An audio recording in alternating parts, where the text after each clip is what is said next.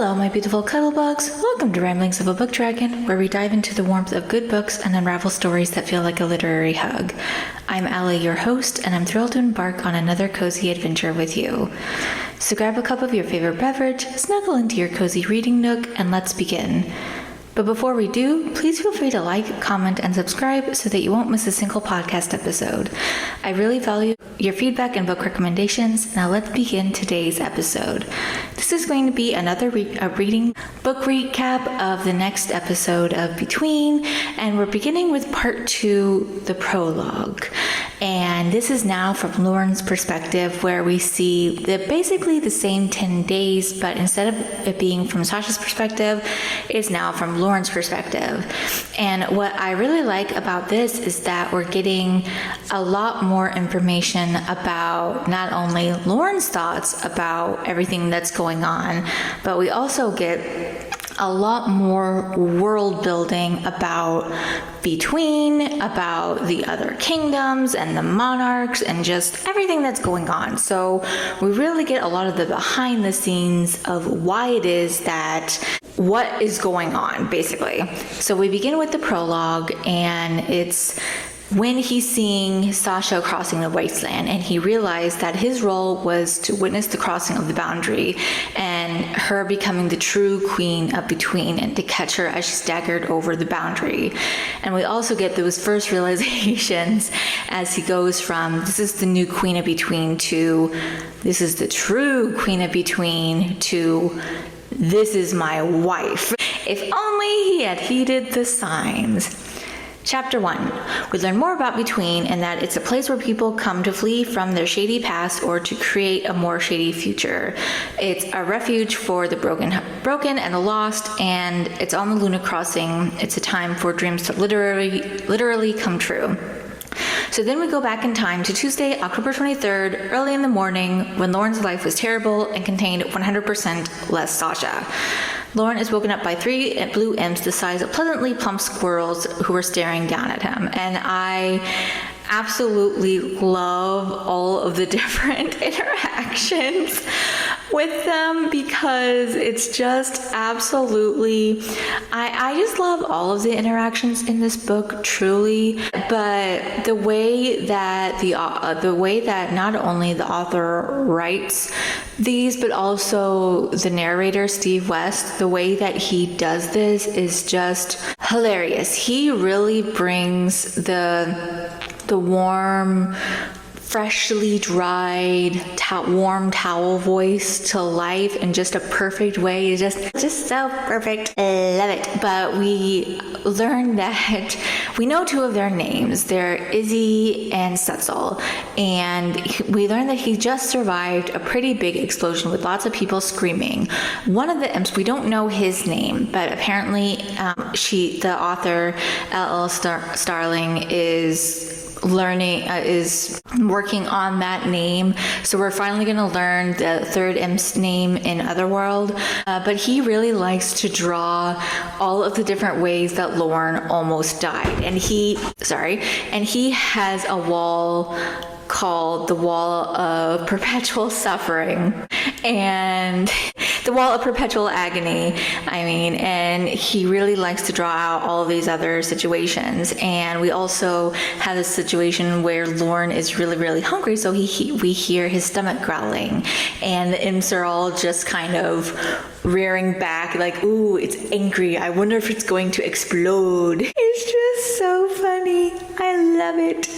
And we also learn that he has a 47-item agenda, which it's just slowly increasing all the time. And that is also why Lauren is so tired, is because of this 47-item agenda. And it's just madness. And we meet Gahil, his healer, who's currently dealing with the crotch rot epidemic as well, unfortunately. So Lauren is patched up by Gahil and is fussed over and yelled at for not wearing his helmet, and is given a draft and replenishment potions, make sure he has enough energy for the Luna Crossing.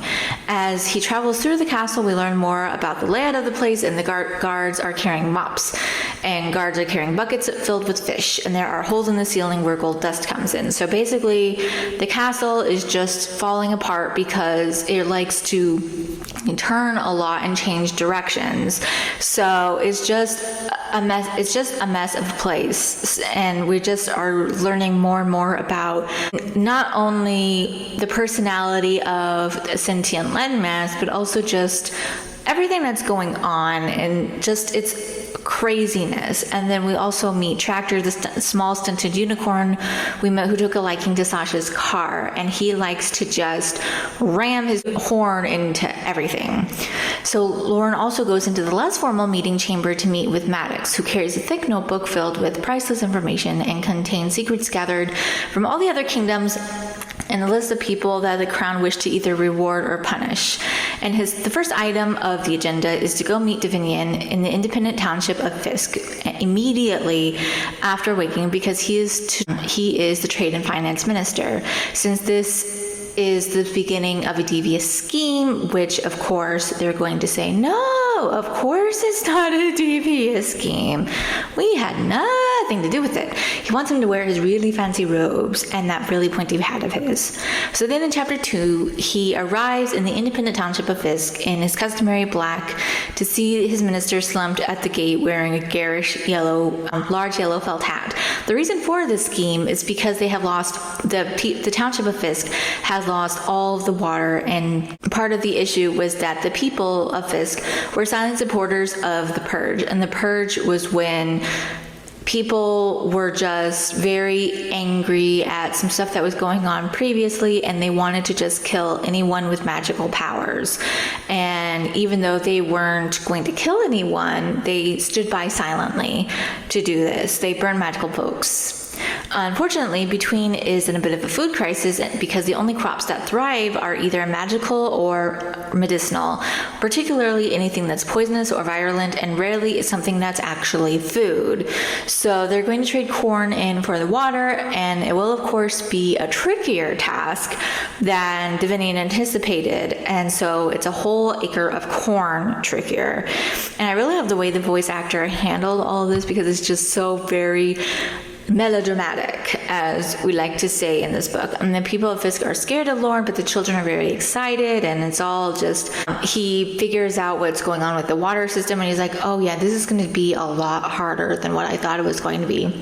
And Davinian is like, yes, it's so much harder. I love it. And they also provided a new water feature, because there was a new water spout, and he even made the water spout different colors. Like, people are going to travel all over to see this, which would be wonderful for the people of Fisk to bring in more money. So it's just all very wonderful for the people of Fisk. So yeah, so he should have gotten a whole other acre of corn for all the trouble that this caused, because we learned that there was a lot of trauma in Lauren's youth from the way people were very angry with him and scared of him. But he's like, no, I'm not a child anymore. I'm a grown person. So then in chapter 3, he finishes with the water feature and getting the corn for Between. He returns to the castle, and we hear a mournful horn, because there are 4 dark wizards and the Radish King who are challenging Lauren for a duel, which is the next item on his agenda, and these are duels to the death. And Lauren would be more than happy to give up his crown, except they're duels to the death, so he really doesn't want to die. All 4 agree to the duel, and Lauren decides that with the Radish King, who's really a wizard but calls himself the Radish King because he's eating a radish, that will be a defensive only. And as he's talking with the others, the 47 items quickly become 49, because a sinkhole appeared right at the edge of the pumpkin farms, and if it grows, they'll lose the entire pumpkin crop after he works so hard to secure the corn crops. It's like, add it to the agenda. And then in the castle, a lake has sprung up, and Lauren told them again to add it to the agenda. And the guard just pulled a pencil from his doublet and just added it to the agenda. and Ambassador Zoth, who's the one who blew the mournful horn, was going to go over the rules, and the crowd that gathered for the duel was like, we know the rules, he knows the rules, you have to do this. And he's like, I have to go over the rules over and over and over again, no matter how many times, because this is part of the process, no matter how tedious you find it. And the crowd grumbles but agrees, and these are the rules that were set by Magnus the Great. So luckily, he fully won the battle after killing all 3.5 of them. Technically, the Radish King accidentally died because he turned and fought a tree, and the tree, because of the magic that he was using, the tree fell on him, so it was a draw, and the only injury that Lauren had was on his wrist, because one of the tree branches broke and kind of just hit his wrist at the opportune moment. So, poor Radish King, we hardly knew thee. And the people created a song for him. It's like, oh, Radish King, we hardly knew thee. It's like, poor thing, poor thing.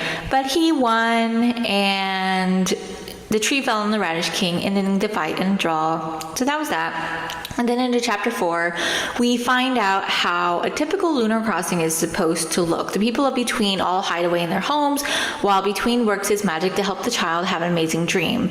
The people of Between even wrote a song about the Radish King called "Oh Radish King, We Hardly Knew You," with the 47 agenda item again moving up to 49 items thanks to the lake in the castle, and the pumpkin patch, which Lauren fixes both items. We also learned that they will send condolence turnips to the king of Zadria.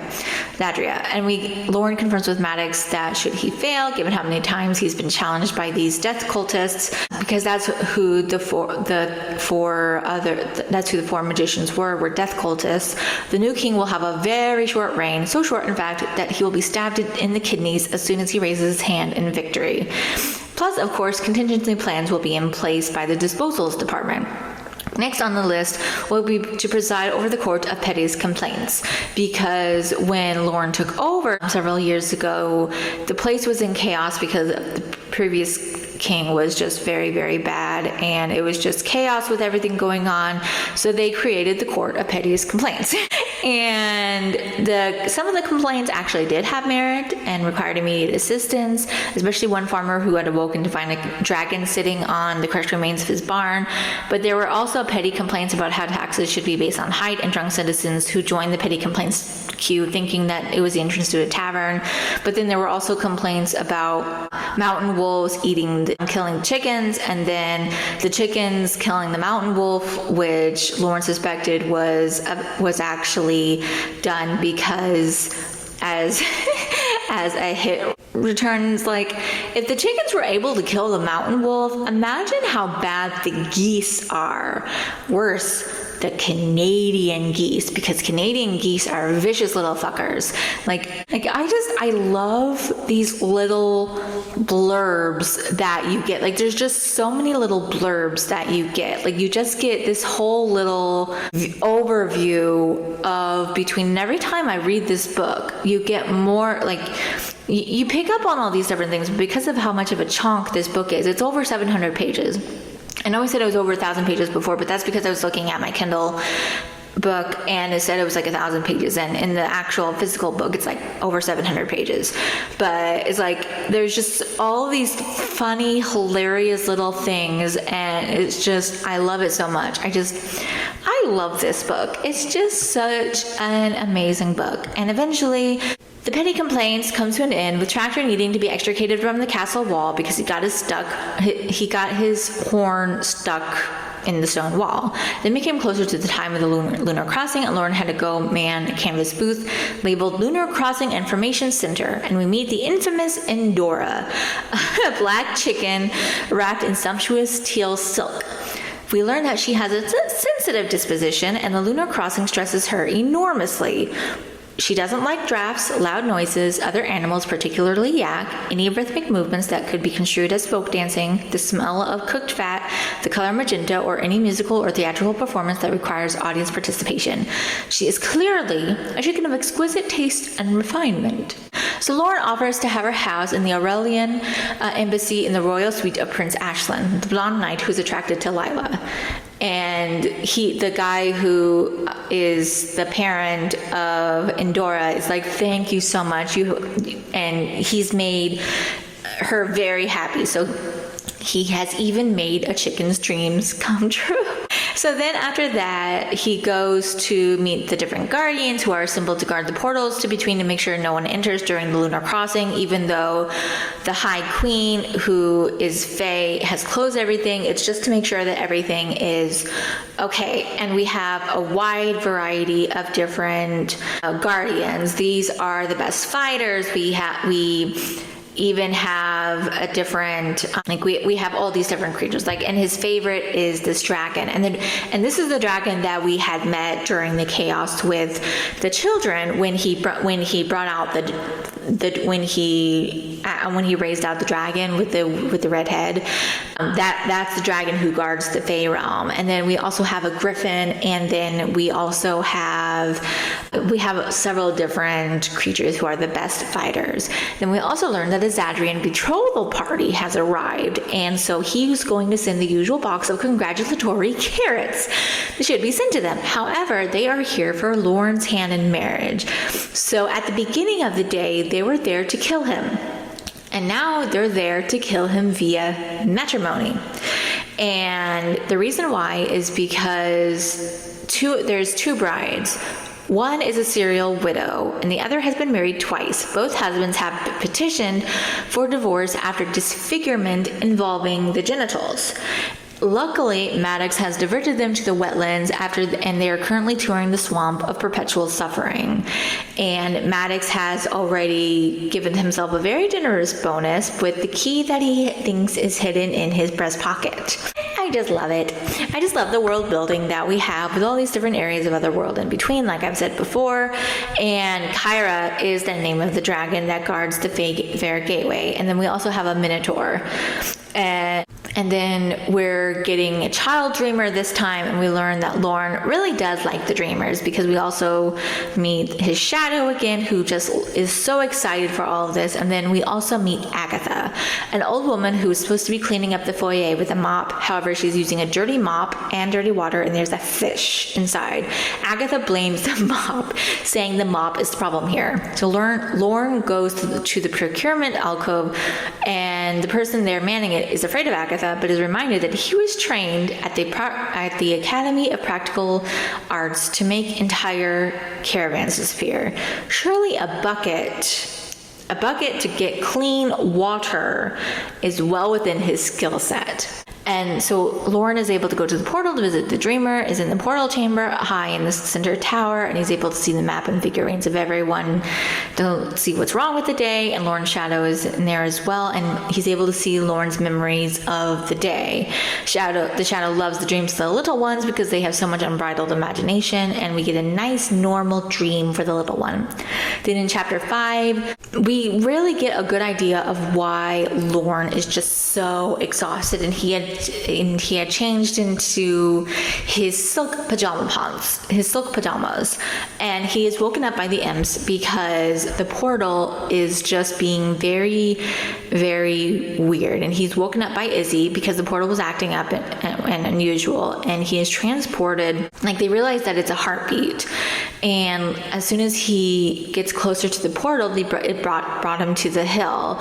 And so we finally get his thoughts, and he figures that the person at the top of the hill was very drunk because it's right near where the nightmares are at, and there's all these signs. And he's like, what is wrong? What's going on with these people? What is the situation? And so then we get a lot of the same interaction that we got from Sasha's perspective, but then this time we're getting it more from Lauren's, which is basically around the gratification of one's genitals, which included a quest. And he's very upset that it's this idea of these dreams, because we learn he doesn't want to gratify the gratifications of one's genitals. He wants it to be more about an adventure, a quest, something more than just sex, basically. And I love that we get his thoughts of everything that's going on. And we also get a taste of something more that's going on here, because when he touches Sasha, we get a little zap. a little jolt of power, and he gets a sensation of recognition and yearning. It's like what's going on here? There's something more that's going on, and this is before she becomes a true queen of between. It's like, because she's not a witch or anything, but it's his magic reaching out to her, and she doesn't have any power. It's just that he doesn't understand any of the sign, and it's like, ooh, what's going on here? It's like, are they soulmates? I hope we get more information later, because we still don't really know what's going on. But it's like his magic likes her because she is a dreamer, but she's an adult dreamer. It's like, what's going on? We're so excited. So excited for what's going to happen in Otherworld. We don't know when Otherworld's going to be released. Hopefully soon. But yeah, so excited. But unfortunately, it's at this point that the nightmares arrived and everything that was going on. And he returns, and his shadow's very upset. But then when his shadow saw what happened, he was pissed. It was like, you could have made her dreams come true. You could have had sex. This beautiful woman wanted you. Like, she wasn't afraid of you because you're a sorcerer. You're a 4-mark sorcerer. Most women are afraid of you. And she was flinging herself at you. Like, you haven't had sex in forever. Your genitals are covered in dust. Like, you could... And she's beautiful. Like, what the fuck, man? Like, Lorne. Like, this is why we agree that the shadow is the more interesting half. Like, we love Lorne. But hopefully someday we can free the shadow, because he does seem to be the more pelvic swinging half. Just saying. So the shadow has been praying for true companionship, not just with imps and servants, but a partner that would be ideal.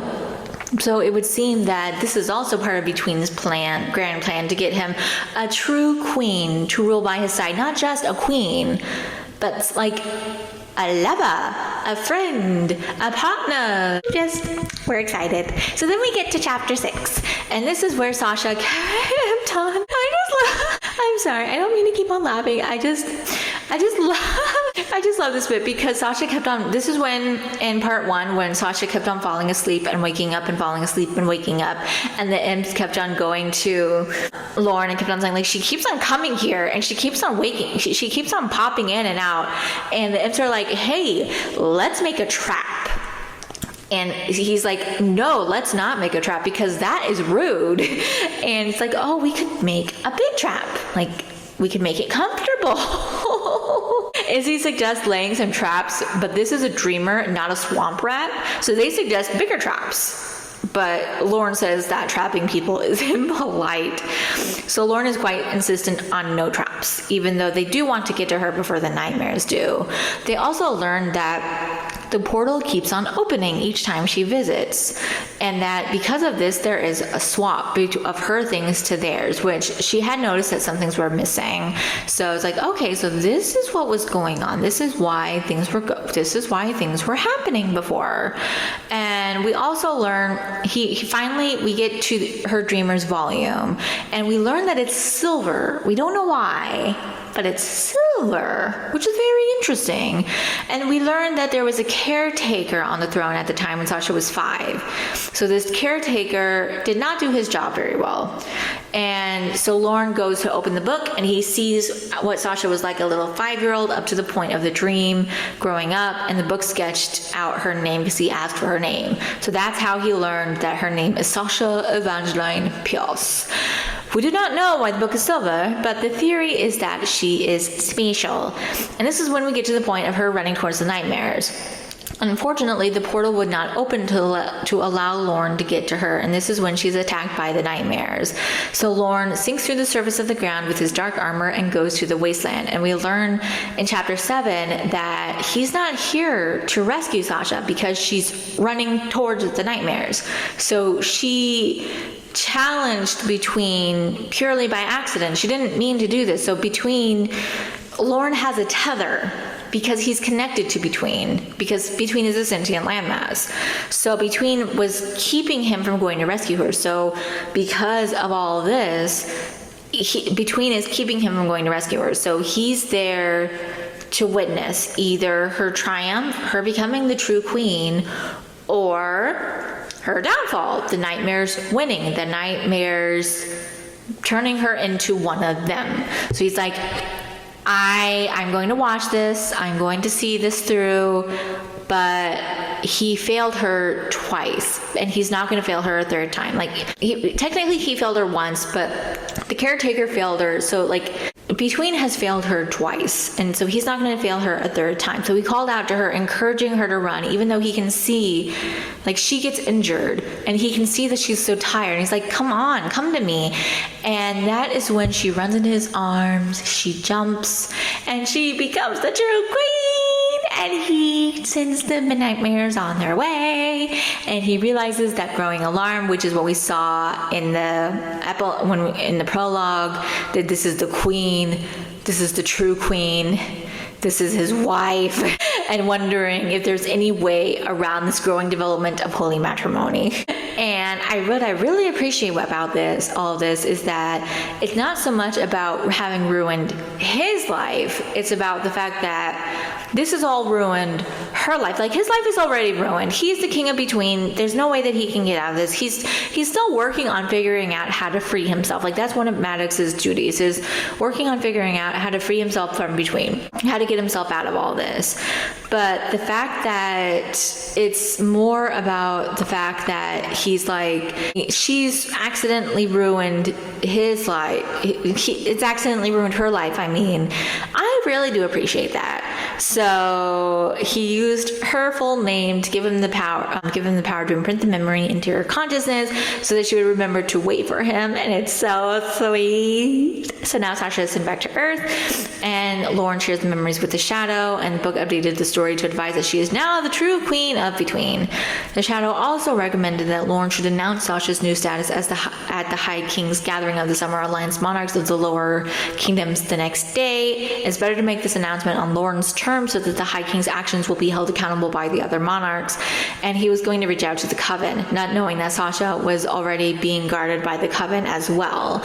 So, like, it's interesting seeing, like, all this from these two perspectives of, like, Sasha's learning about the Coven as well, and he doesn't realize that this was what caused her to be brought to between. Like, she was living her life perfectly fine, and then she arrived in Old Middleton, and this is when this all started. And so Lauren created the Queen plan when he was back in his rooms, and it consisted of 2 steps. Step 1, locate Sasha in the Earther realm. Step 2, bring her to between. He was already planning on joining with Sasha, which is good. And then it became step 3, which is ignore her as much as possible, because, like, no, we can't have any falling in love. She's now just the queen and nothing more. Little distance can be a good thing, which we know is going to be so good. We know this is going to wind up being very delicious in Otherworld once they're in forced proximity together. We know that between is going to force them to share a room. I can't wait, because they're going to have lots of bumping butts. We hope. So chapter 8 comes, and the next morning Lauren wakes up and is preparing to go to the High King's gathering. News has already traveled fast through between that there is a new queen. The feat has already been immortalized in a song performed at the Weasel, because a few shepherds had watched the event as well. They compared her beauty to a sprouting bean. Lovely. Because of how messy the place is, they want to try to clean up the castle in preparation for Sasha to arrive. The problem is that the castle is constantly shifting, which is what I was saying before. They're in a never-ending state of chaos. Whatever is clean becomes filthy within moments. Whatever they fix is broken within days. Agatha is also in a union, and so if they try to increase her workload, it'll become a great big mess. And she's only still there because they're practically invincible, and they don't really have any new help because of a once-in-a-lifetime situation where people died happened twice. So it's just a lot of bad situations yet. So the elite will be brought in to protect her and provide defensive training, and after finishing these conversations, he's going to inform the High King about Sasha, even though he has not located her yet. This is going to be fun. So then in chapter 9, the kingdoms are separated into we learn more about the kingdoms, and I really like the way she does her world building. Like, it's not too much world building, at least in my humble opinion. Like it's nicely done. Like I feel like it's not too in your face. Like it's not too shoved down your throat. At least to me. Other people may find it to be a bit too much. I don't think it is. But in chapter 9, we learn more about the actual kingdoms. They're separated into the upper kingdom, which meets twice per year, and the lower kingdoms, which meet with the High King quarterly. And the reason why they meet quarterly is because they're more troublesome. Due to plague, war, and other such terrible disasters that threaten the safety of the realm.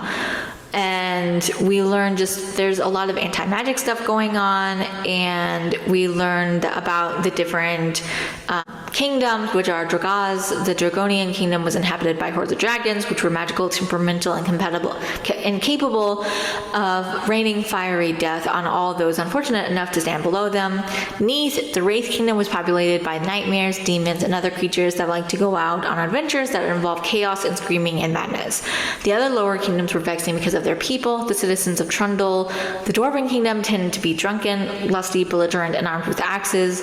The citizens of Elora, the Elven kingdom, tended to be elitist thanks to their ancient ties to the Fae, but utterly dull to be around thanks to their adherence to strict codes of honor and etiquette and write terrible poetry. Two other lower kingdoms were not trouble at all, like Aurora was filled with good folk who excelled at art, music, animal husbandry, and food preparation, and the ranges were non-bothersome because they were surrounded by mountains and nice lakes. So these quarterly meetings take place to try to subdue the chaos. The meetings take place in the meeting chamber in the southern keep, which is close enough to a gateway but far enough away from anything truly valuable.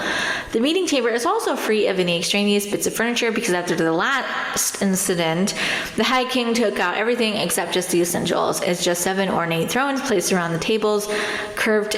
It's just 7 ornate thrones placed around the table, and a handful of other chairs for servants and scribes. But aside from that, there isn't a single ornament, not a portrait, trinket, cushion, or curtain liven up the room. And we learned why soon enough. The first to arrive was Crown Prince Ashlyn, our handsome friend Ash, who is hopefully going to become Lila's love interest in the future. It's nice to see that he's still very friendly and gave an assessment of the High King's buttocks.